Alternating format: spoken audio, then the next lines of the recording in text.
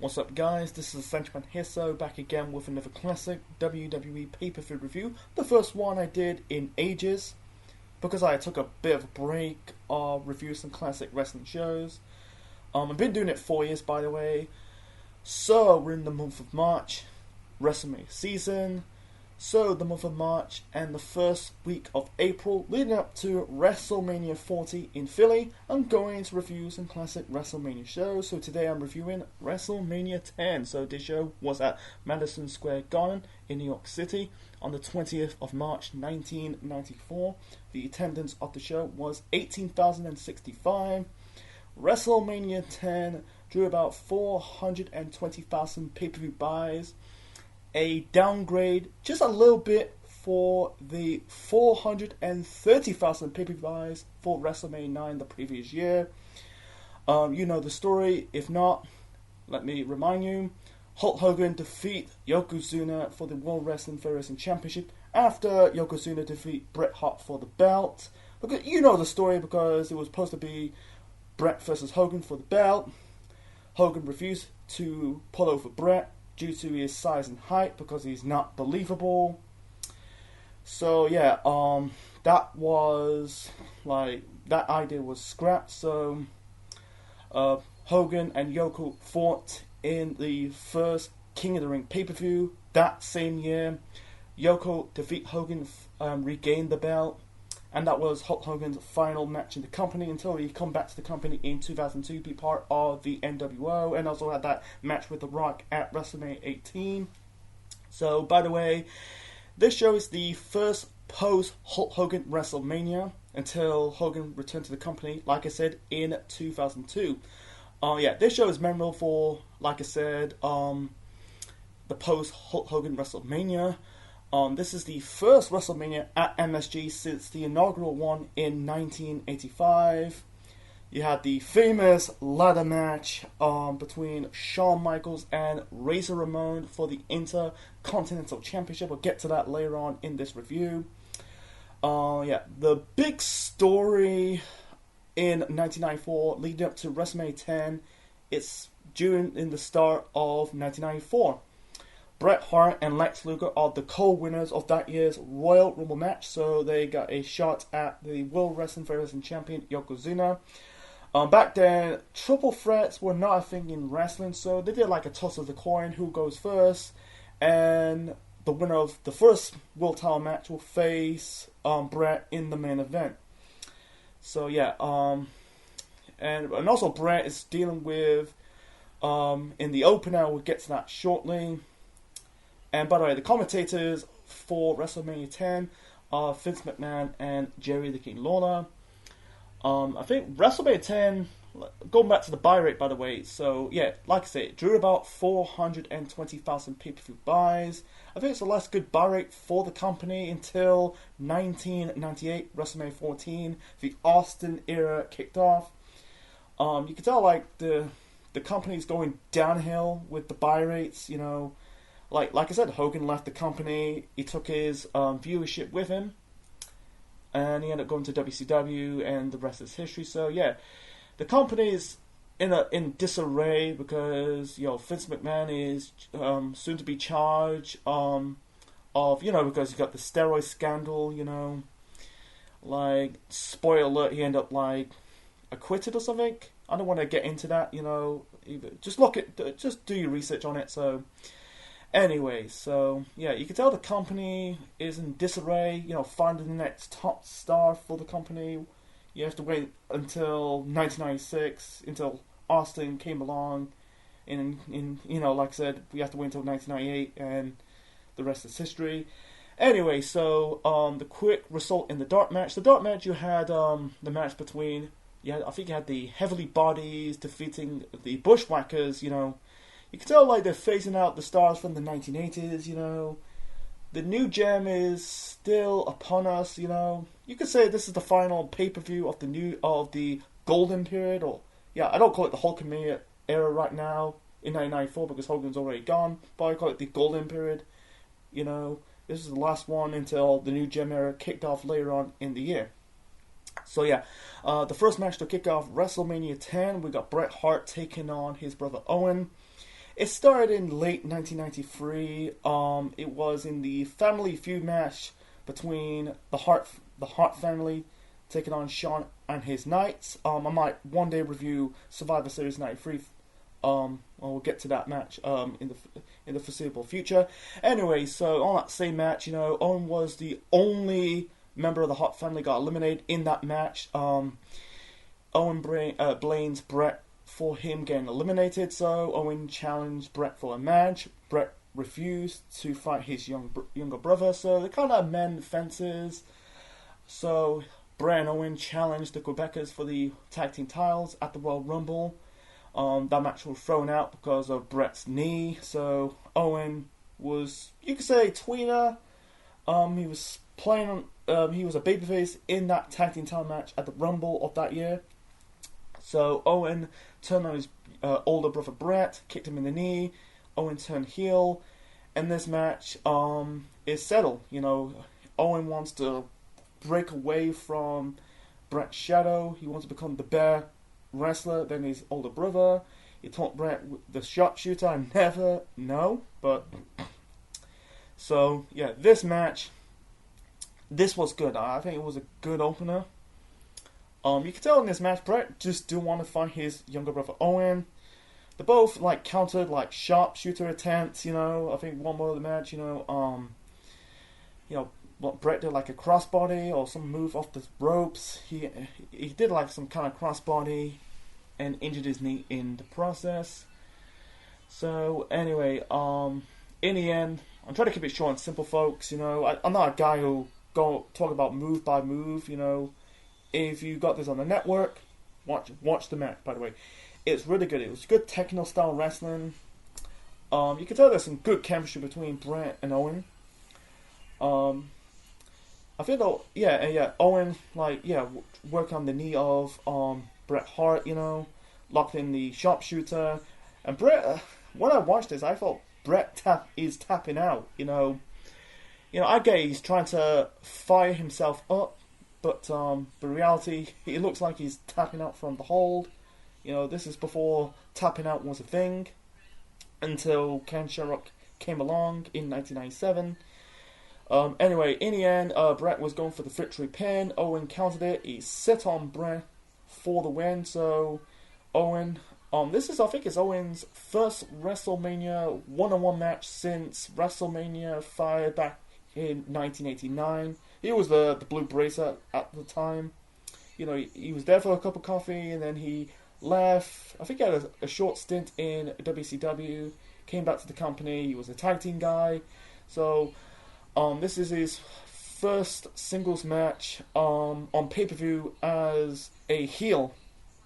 And yeah, and beating his brother Bret was the right decision, because I don't think this match will affect Bret because he's got Yokozuna or Luger in the distance in the main event later on in the show, so it's not really bothering him. So yeah, seeing Owen winning and finally broke out his older brother's shadow was really the right thing. That really ticked the boxes. I think I did a video last year, of WWE wrestlers between 2000 and 2022.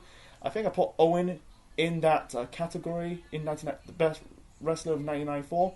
And I totally agree. He is the best wrestler of 1994. He's going to have that good 1994. I'll get to more of that later on in the end. But you can tell Owen is kind of like the breakout star. Even though he's been in the company for was it since 91. But you can tell the really putting the eggs in the Owen Hart basket. I think it's very funny. It's very funny in hindsight, in a ultimate timeline, if they have Bret defeat Owen, what might it be? We don't know. But besides that, man, I think it was a really good opener to kick off WrestleMania 10 between Bret and Owen. Anyway, so you have some segments on the show with the fake Bill Clinton stuff. That was a bit didn't really serve a purpose. This is the first, I think it's the first over the years between, was it 94, 95? Because at the time Bill Clinton was the President of the United States of America. I'm going to give WWF at the time some props, You know, you got this guy who actually looked like Bill Clinton. They do it years later with the company with the fake Barack Obama. That was just leading up to the Capital Punishment pay-per-view in 2011. But yeah, you had the like IRS and $1 Million Man, Ted DiBiase, kind of thanking the president or fake president Bill Clinton. But it's just what it is. I don't want to get into it. You know, it didn't really kind of serve a purpose. You know, I'm not going to put it in whether it's in the bad, the okay, good. But to be fair, it doesn't really do nothing for me. So anyway, so the next match of WrestleMania 10, this is a mixed tag team match. You know, I know you're thinking it's not. You know, if you see mixed tag team matches in wrestling, it's between, you know, males and females tagging along. Nope. It's basically it's hard to really explain. I'm trying to say. So anyway, so we got Bam Bam Bigelow and Luna Vachon taking on Doink the Clown and Dink the Clown. By the way, Doink is Ray Apollo. I'll get to that shortly. So this is a continuation of the rivalry between Bam Bam Bigelow and Luna, and his feud with Doink the Clown. It started in like 1993. And yeah, they kind of turned Doink babyface, you know, and that was the kiss of death because people really are scared of Doink because, you know, because he's an evil clown. Yeah, they turned babyface, you know, and his shtick was a bit cheesy. It's good for the little kids, you know, seeing him like typical clown stuff, but you just really made the character uncool. And also, at this moment in time, like I said, this is Ray Apollo's Doink, not Matt Bourne. Matt Bourne was the first Doink. He made that character really good until he got fired in late 1993. I think it was drug possession. And then, yeah, Doink was gone. He was dead. The death of Doink happened at Survivor Series of 1993. Anyway, so this mixed tag team match, you know, even though Luna's, you know, if you see mixed tag team match in wrestling, it's basically men teaming up women.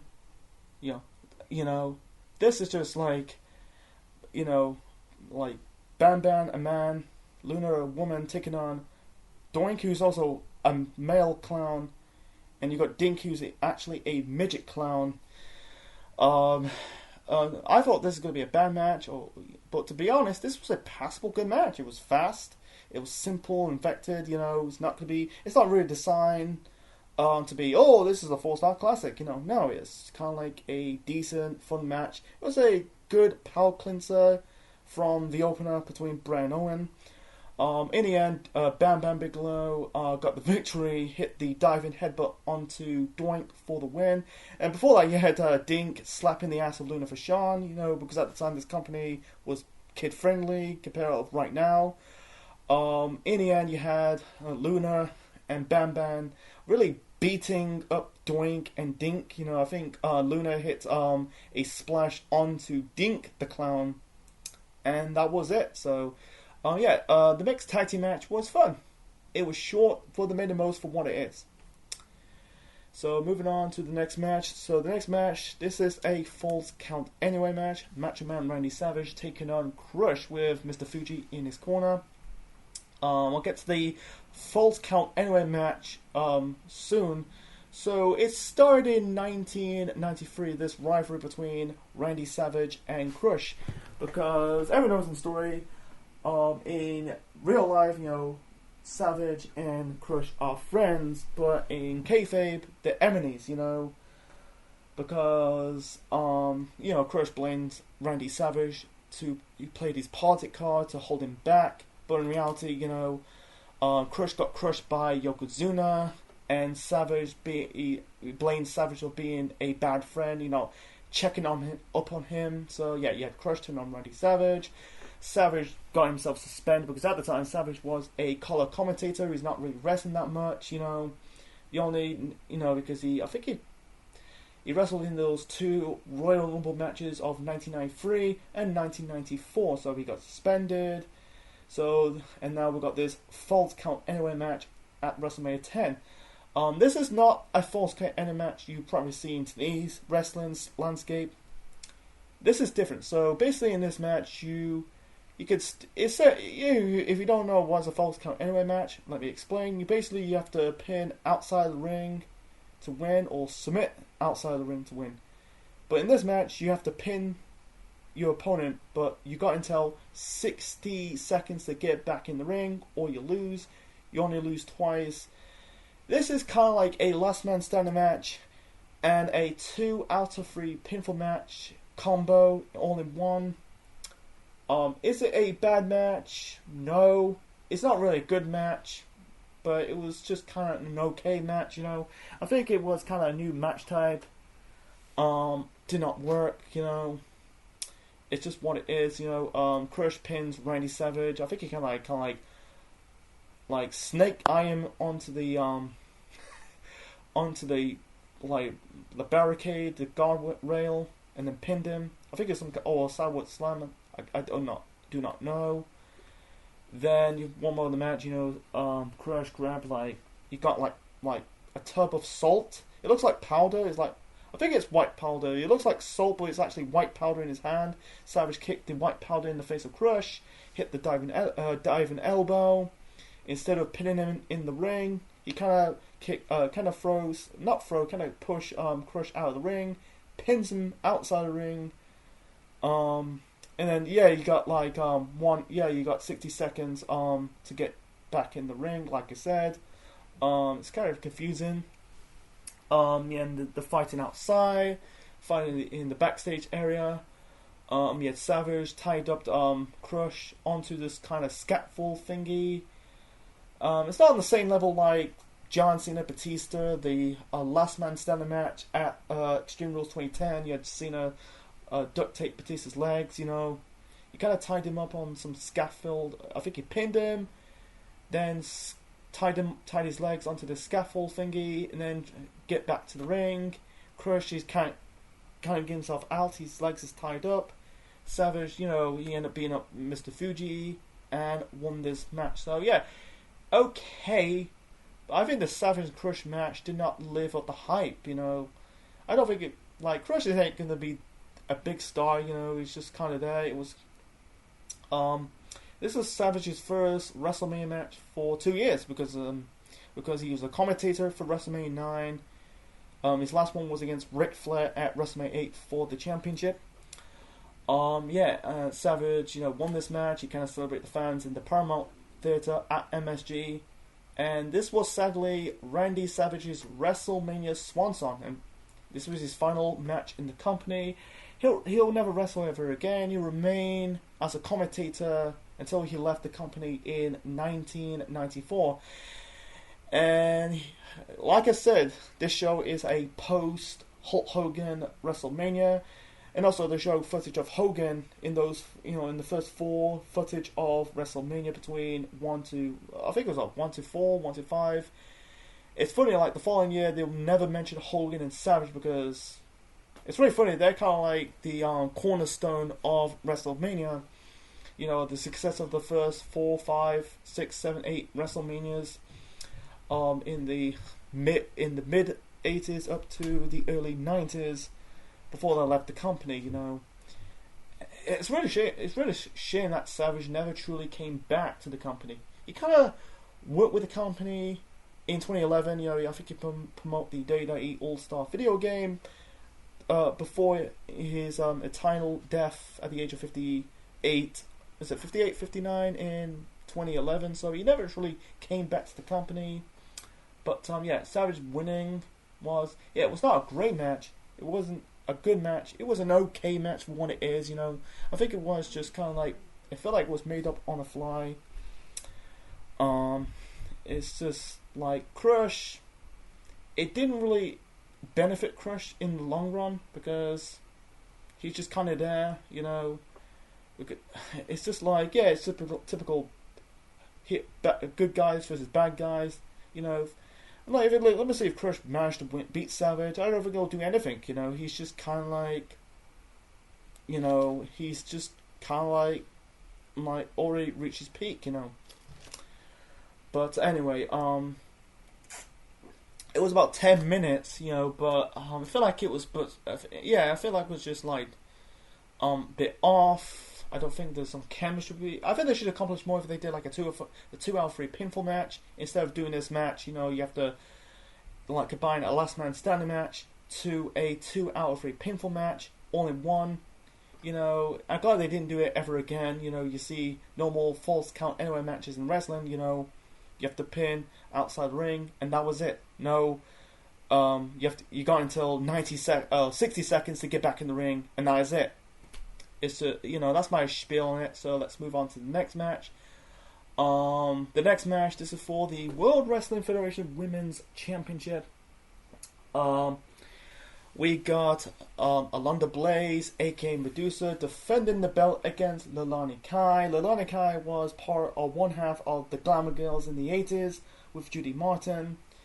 At this moment in time, she was not doing anything lately. Trying to keep it short and simple. Wasn't a terrible match. Wasn't a great match or good match. It was kind of there. It was kind of like a piss break match. It was like 3 minutes long. Alundra Blaze hit Leilani Kai with a bridge suplex. Yeah, and that was it. And this was Alundra Blaze's first and only WrestleMania match, because she ended up leaving the company in 1996, went to WCW, throw the WWF Women's title in the trash, and you won't see her again for another 20 years until she got inducted into the WWE Hall of Fame. I think it was about 2013 or 2014. I'm not too sure. Let me check. Let's check my notes of the next match. Yep, let's move on to the next match. So the next match, this is for the World Wrestling Federation Tag Team Championships. The Quebecers with Johnny Paulo, aka Raven, in the corner. The Quebecers are Jacques Rougeau and Carl Ouellette. Carl Ouellette is the future PCO, by the way. I think he was Jean-Pierre Lafitte. That was in his feud with Bret Hart the following year in 1995. And then PCO right now in the reformed TNA. They're defending the belts against Mabel and Mo of Men of the Mission with Oscar, their mascot, in the corner. I thought this was going to be a bad match. I watched this 2 or 3 times. I was falling asleep, but I watched it the 4th time. Maybe this match was okay. It was just really an okay match. It was okay match. The finish was a bit... it was kind of there, I'll get to the end. The end you had Johnny Paulo, aka Raven. It's funny, like Raven ended up becoming Scott Paulo. I think that is right. Scott Paulo ended up becoming a good, when I have a good cool gimmick in the 90s at the time when he was in ECW and WCW. Back then this Johnny Paulo gimmick was a bit cheesy at the time, but anyway, don't really fit the Quebecers that much, because the Quebecers are Canadians. It'd be more believable if they had Frenchie Martin managing the Quebecers. It's just what it is. But anyway, so it's Paulo attacking Oscar, the mascot from Men of the Mission. I think like this match was ended the count out. I think one of the Men of the Mission guys, I think it was Mo or Mabel, hits I think it's Ouellette or Rougeau with a splash on the outside of the ring, on the ring apron, outside ringside. I'm trying to say. The match was a count out, and then you had Men on a Mission, Mo and Mabel holding the tag team title belts, like they acting like they won the belts, but they won the match, but they won the title because the titles don't change on a count out or disqualification. So. By the way, folks, fun fact, Men on a Mission managed to beat the Quebecers on a house show in London 9 days later. And then, that was in London. And then the Quebecers went on to regain the tag team title belts from Men on a Mission in Sheffield. I think it was like 2 days later. Men on a Mission and Quebecers trained back and forth with the belts. Like 9 and 10 days later, in a house show in England, in London and Sheffield. So, moving on to the next match. So the next match, we've got the first of 2 World Wrestling Federation Championship match. We got Yokozuna, the World Wrestling Federation Champion, with Jim Cornette and Mr. Fuji in the corner, defending the belt against Lex Luger, who, just like I said from the beginning of this video, co-winner of the 1994 Royal Rumble match. So, and also this is the rematch from SummerSlam 93. So, how we get there? So, you know the story of Lex Luger. You know, he debuted at the Royal Rumble in 1993 as the Narcissist. He had like 2 pay-per-view matches with that gimmick at WrestleMania 9 against, I think it was against Mr. Perfect, and against Tatanka in the, I think it was in the quarterfinal matches of the 1993 King of the Ring tournament. And then suddenly his gimmick was changed. But he ended up becoming good old USA Lex Luger, driving the Lex Express, body slamming Yokozuna on the US Encrypted. The reason why he's given that gimmick because Hulk Hogan left the company. He left after the first King of the Ring pay-per-view in 1993, after he dropped the World Wrestling Federation Championship to Yokozuna back, after he beat Yoko for the belt at WrestleMania 9 that same year. So yeah, at SummerSlam 1993, Lex Luger won the match, but did not win the title because he won the match by a countout. So didn't win the belt. That really derailed Lex Luger's momentum. You know, like body slamming Yokozuna. You know, typical USA versus Japan. So what they're going to do? They kind of trying to recreate the mistakes. You know, having Luger winning, or really co-winning, the 1994 Royal Rumble match with Bret Hart. So, like I said, triple threats wasn't a thing back then, so they did like a toss of the coin. Luger won the toss. He goes first, and then the winner of the Luger Yoko match for the belt will face Bret in the main event of WrestleMania 10. So this is basically the second attempt trying to recreate Lex Luger, trying to make Lex Luger put the world title belt onto Lex Luger, because like I said, they're still putting the eggs in the Luger basket. So, and by the way, the special guest referee is Mr. Perfect. This match sucked. Don't like that match at SummerSlam 93. Now I don't like this match at WrestleMania 10. It was boring. I'm not saying it's the worst match of WrestleMania history. It's been worse before and after, but it's just not that good. Yeah, here's the reason. Like, you had basically Yokozuna locking in this some kind of trap hold onto Lex Luger, because Luger is like full of muscle. He's got the beefy traps. He did it the whole time. I was like falling asleep. There's no chemistry between Yoko and Luger. You know, Yoko is fat and Lex Luger is full of muscle. You know, Luger's a good worker, don't get me wrong, but it's just like he's prefer facing a guy who's so athletic. You know. In the end, here's the end, by the way. So in the end, you had like Luger attack Jim Cornette and Mr. Fuji. Then I think he pushed Mr. Perfect. Perfect called for the bell, and Luger lost his match via disqualification, and that was the end of Lex Luger's push. And in the end, you had this backstage segment with Luger and Perfect shouting at each other. And I did my research. They were planning to do this rivalry between Lex Luger and Mr. Perfect, the WrestleMania 9 rematch, because they fought at WrestleMania 9 the previous year. I don't know. I think it was a countout or disqualification. I'm not too sure, but unfortunately, this renewed rivalry between Perfect and Luger never happened, because at this moment in time, Perfect was not wrestling. New injuries is catching up onto Perfect. You know, he injured his back, injured his ankle. He'll remain as a commentator and a manager until Perfect left the company in 1996. Ended up going to WCW. He come back to the company in 2002 at the 2002 Royal Rumble match. So yeah, for whatever reason, you know, like I don't know what the heel or face dynamics, if they did this renewed rivalry, is Perfect going to be a heel? Is it Luger going to be a heel? Going back as the Narcissist? We don't know. You know, it's just what it is. You know, I think they had a match in WCW, but unfortunately, they're kind of like really they're past their best. You know, because back then they were in their 40s. You know, in the late 90s. Drinking my sip of my water, and also there's one segment I mentioned the Bill Clinton segment. Um, I'm going to talk about this next or you call it this. Yeah, I call it this next segment.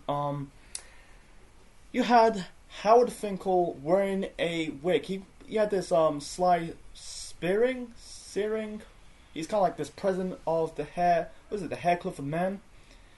And wow, he had the Fink wearing a wig, or I don't know it's called a toupee, but it looks real on him. It looks like he actually got a hair transplant. Sorry, I'm trying to get my words out. It looks like Fink got a hair transplant.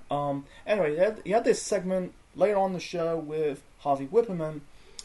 Kind of confronts Howard Finkel, call him like banana nose and monkey face. He's very lucky Fink is a white guy. If he was a black guy, that was that's a bit racist, but it wasn't. Anyway, so Fink pushed Harvey Whipperman, out comes Adam Bomb, that's Brian Clark, by the way. It'll be Brian Clark in WCW, and then his cup of coffee run in the WWF in 2001, part of the Invasion storyline. Anyway, so you had Earthquake came to the rescue, and you got this quick match. You had, I think you had Earthquake's really squashing Adam Bomb in 30 plus seconds, and that was it. Nothing match. I think it's just a callback to the first squash match at the first WrestleMania. It was against, it was King Kong Bundy taking on SD Jones. And by the way, this, like Randy Savage, this is Earthquake's final match in the company. He ended up leaving the company. He ended up going to WCW later on in the year. He ended up being part of the Three Faces of Fear as what's it called? Avalanche. It's called. Yeah, he was Avalanche. He was the Shark. Then he was become Avalanche, be part of the Dungeon of Doom. And then he ended up wrestle as his real name, John Tenta. And then he ended up coming back to the company in 2001. He was part of the Gimmick Battle Royal at WrestleMania 17 in 2001. So it's just what it is, Earthquake got his moment in the sun, and that was it. Let's move on to the next match. So this next match, boy, this is technically the match of the night. Match of the night. Shawn Michaels, the Intercontinental Champion, taking on Razor Ramon, who is also the Intercontinental Champion. And this is in a ladder match. So, what is the story? How we had two Intercontinental Champions? It begins in 1993. You had Shawn, who was the Intercontinental Champion at the time. He ended up getting stripped of the belt, in kayfabe because he's not putting over people, but he's doing it in real life because there's two ways why Shawn was stripped of the belt. One, he doesn't want to pull over people because at the time Shawn was an asshole back in the 90s compared to once now. And two, he got suspended of taking steroids. That is the reason. One of the reasons actually. So Razor Ramon won the belt in a battle royal. If it was on Raw. Then at the Royal Rumble, I think it was. I can't remember who he faced. I think it was against IRS. Yeah, IRS. You had Shawn trying to cost Razor the belt against IRS. With his IC title belt. That is setting up this match. Who is going to be who is the one and only true Intercontinental Champion? So, this is the first of many ladder matches of WrestleMania history, and the second ladder match ever, because the first one was in 1992. It was a match between Shawn Michaels and Bret Hart. I don't want to go in much details about this match. I advise you to watch the match on the network between Shawn Michaels and Razor Ramon. This was good. It was kind of like a new match type at the time. It wasn't like right now. It's become one of the most popular matches in wrestling history. But back then it was new. I had one ladder. The ladder was a bit cheap. It looks like it's unstable and wonky. You feel like this ladder is going to break anytime soon. And if the ladder broke, is the match going to be thrown out, or someone's going to bring another ladder? Because if you see ladder matches in wrestling right now, you get a ton of ladders surrounding around the arena. But back then you only had one ladder match, one ladder. Anyway, forgot to mention this. Before I get to the ladder match, you had this segment between Shawn Michaels and Ronda Shearer. Was it Shearer?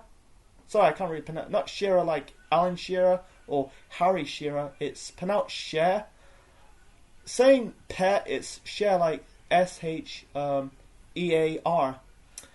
And Burt Reynolds. I don't know who's Ronda Cher. I don't know who Ronda Cher is, but I know Burt Reynolds is. He kind of stole Shawn's thunder in this segment before his ladder match. You know, he kind of criticized Shawn with his chest hairs.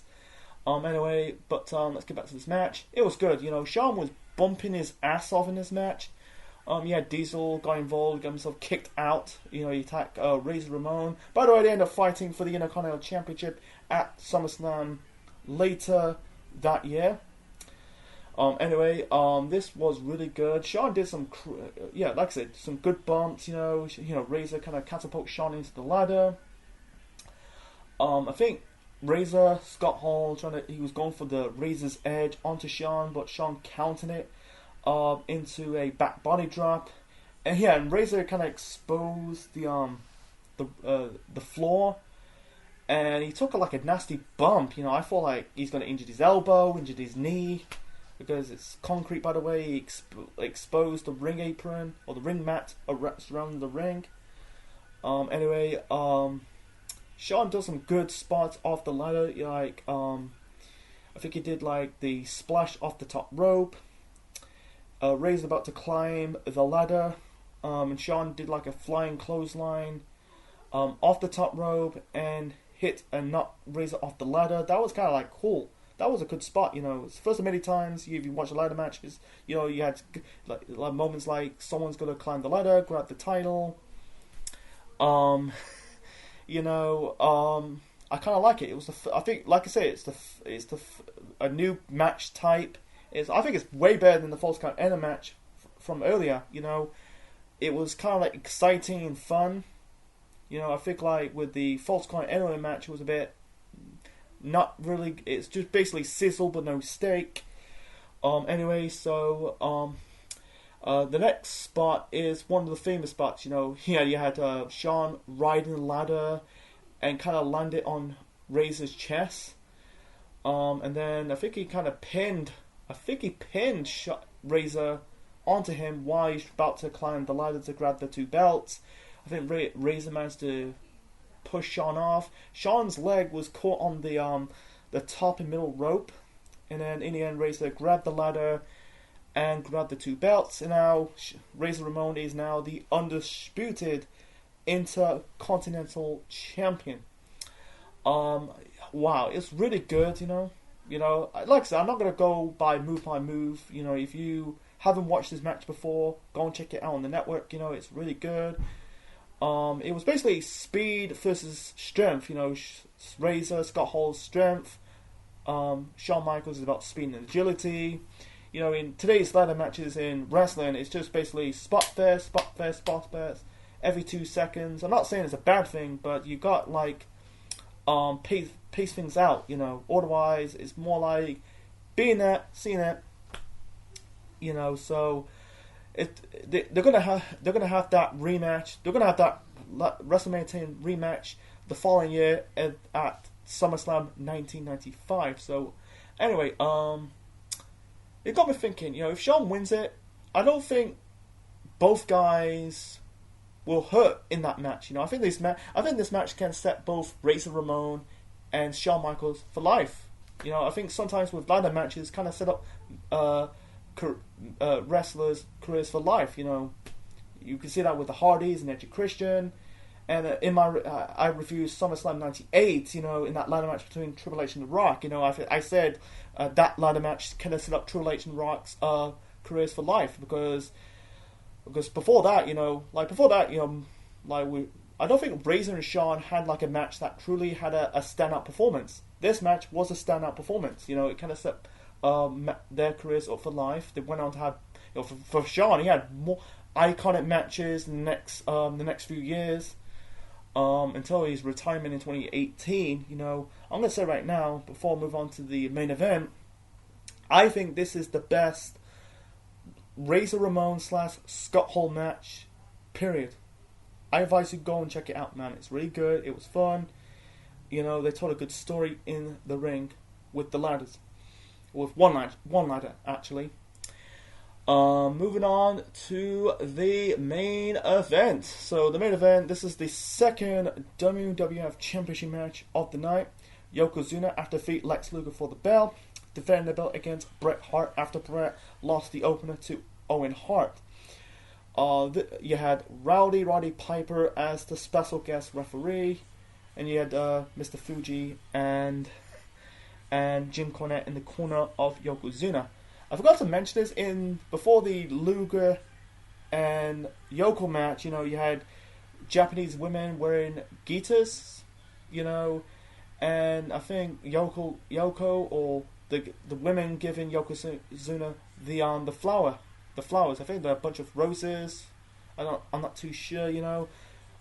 One good thing about Yokozuna, the presentation was good. I think the one nitpick about it, I hate to speak ill of the dead because he passed away in 2000. He's there for his size. That's it. He was there because he's a very large man. He's ummobile. He was unmobile. You know, because he's just there. He's just like a giant sumo wrestler. You know, if he was a little bit slimmer, still a bit agile, what might have been? But it's just what it is. Let's move on. The match was not a terrible match. Wasn't a great match. You know, it's just another power cleanser of the Shawn and Razor match from earlier. I forgot to mention this. It was supposed to be a 10. Before I get to the rest of the main event match. It was originally supposed to be a 10-man tag team match after the IC ladder match. By the way, that set up the next time they'll do this angle with two Intercontinental Champions will be in 2020. I think it was, what was it, Jeff Hardy and Sami Zayn or something? I'm not too sure, but I forgot to mention this. The original match after the ladder match, it was supposed to be a 10-man tag team match, but unfortunately it was scrapped due to the time constraint. So they're probably doing it the next night on Raw or something, you know. Thank God. I think if they did that 10-man tag team match, that will be a schmaz. I forgot to mention that, by the way. So anyway, let's get back to the main event match. Yokozuna versus Bret Hart with Roddy Piper as the special guest referee. It was a decent match. Piper, man, this guy is not a good referee. You know, he's doing the 10 count very fast. You know. One more of the match, you know, I think he pulled Piper out of the ring after Bret was going for the pinfall. Yeah, Cornette pulls Piper out of the ring. Piper decks Jim Cornette. The ending was a bit. I thought they were going for the WrestleMania 9 ending of the Bret and Yoko match. You know, when Mr. Fuji throwing the salt in the face of Bret Hart. Unfortunately. They did that with Hogan and Yoko after the Bret and Yoko match, but the end was a bit meh to me. You know, Yoko was going for the bonsai drop, but instead Bret got out of the way, pinned him, and that was it. I feel like the ending was a bit rushed in my opinion. You know, I think they were running out of time. You know, you can't. It'd be really cool if they managed to tap out Yokozuna. Not tapping out, just put him in the sharpshooter and managed to submit the big Japanese man, even though he's actually Samoan, he's from California. But unfortunately, I don't know. But anyway, so Bret won this match, regained the World Wrestling Federation Championship after he lost it 1 year prior to Yokozuna by Mr. Fuji. Anyway, so it's funny, like Roddy Piper. Yeah, he was a special guest referee at the time. He ended up becoming a special guest referee in the Bret Hart, Bob Backlund, I Quit match at WrestleMania 11 the following year, you know. Another story for another time. Or check out my review of WrestleMania 11, because I did that review of that show years ago. Go and check it out. So anyway, so afterwards, everyone celebrate. You know, you had, I think, Burt Reynolds joined the celebration. The babyface wrestlers joined the celebration. Vince McMahon joining the celebration as well. So no commentators.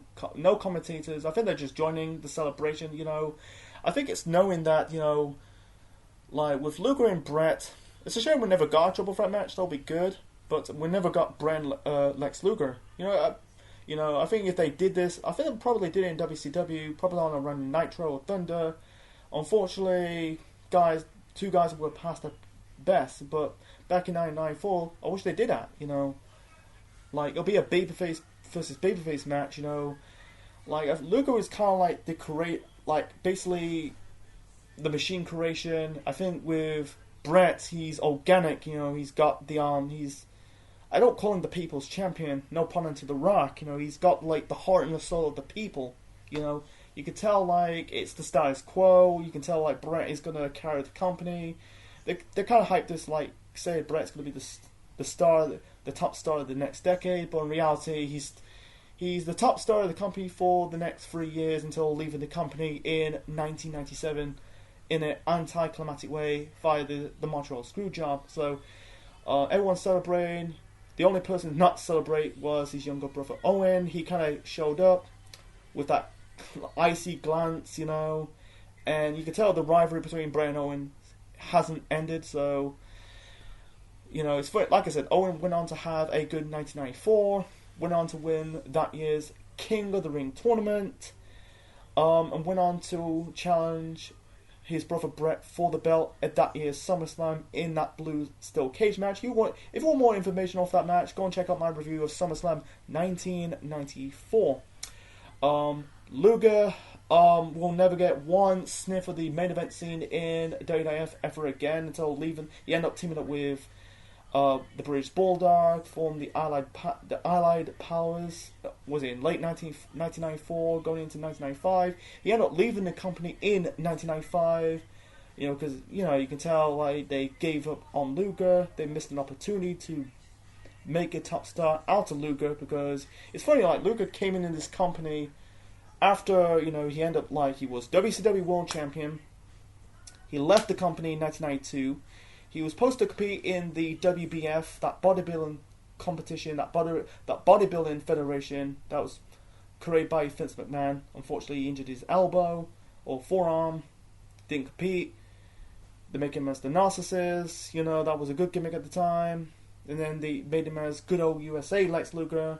He had opportunities to really put the belt on Lex Luger. The first attempt they're trying to do it at SummerSlam in '93, didn't do it. Luger won the match by a count out.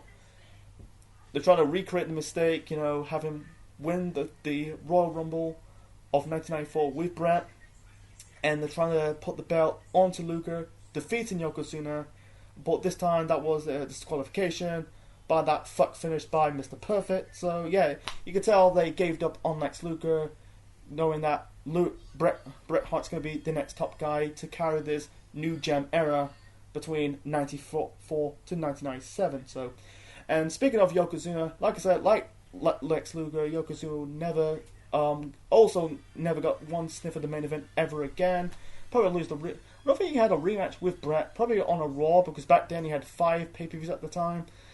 Royal Rumble, WrestleMania, King of the Ring, SummerSlam, and Survivor Series. So he ended up I think he got suspended because of his weight problem. Came back, he ended up teaming up with Owen, be part of Count Cornette.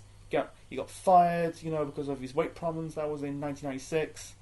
And it's really sad for him. He just passed away in the year 2000 at the age of 34. I think his weight was the bigger issue, But, I think seeing Brett, ending the show after my overall rating of WrestleMania 10 is a 7 out of 10. Way better than WrestleMania 9 the previous year in 1993. The quality of WrestleMania will drop off the following year of that shitstorm show of WrestleMania 11. But this show was good. Not perfect, but it was decent. This is technically a 2-match show with Bray and Owen and Shawn and Razor, but I enjoy the mixed tag team match. Bam Bam Bigelow, Luna Vachon versus Doink and Dink. The main event between Yoko and Brett, the WrestleMania 9 rematch. It wasn't a perfect main event. This was a decent, good main event to end the show, having Brett regain the belt that he lost the previous year.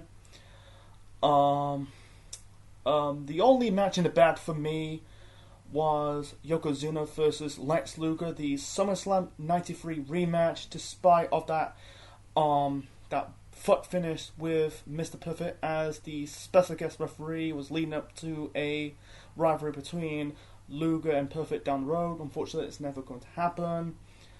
The stuff with Harvey Whipperman and The Fink went nowhere. You know, it leading up to the squash match between Earthquake and Adam Bomb. The okay, it's just the okay.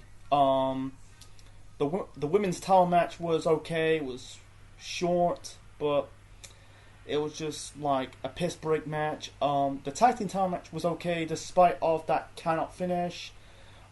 Savage and Crush in that false count anyway match. You know, they did try, but it wasn't terrible.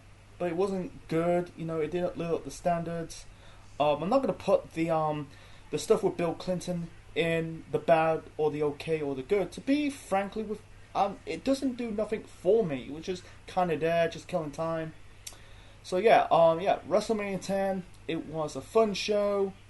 You know, I advise watching the opener and the ladder match. You know, despite that, this was a slight thumbs up of a WrestleMania show. So, what is your thoughts on WrestleMania 10? Do you like the show? Do you hate the show? Do you don't mind of the show? Leave your thoughts on the comment section below. Smash the like button, click the like, click the bell, subscribe to the Central Man Network on YouTube. Be part of the Central Unit for more wrestling videos and more. Next time, let's travel 10 years into the future, into the Ruthless Aggression era for WrestleMania 20. Once again, WrestleMania returned to MSG. It's the final WrestleMania at MSG, when it all begins again. Until then, this is the Central Man officially signing out. Check you later.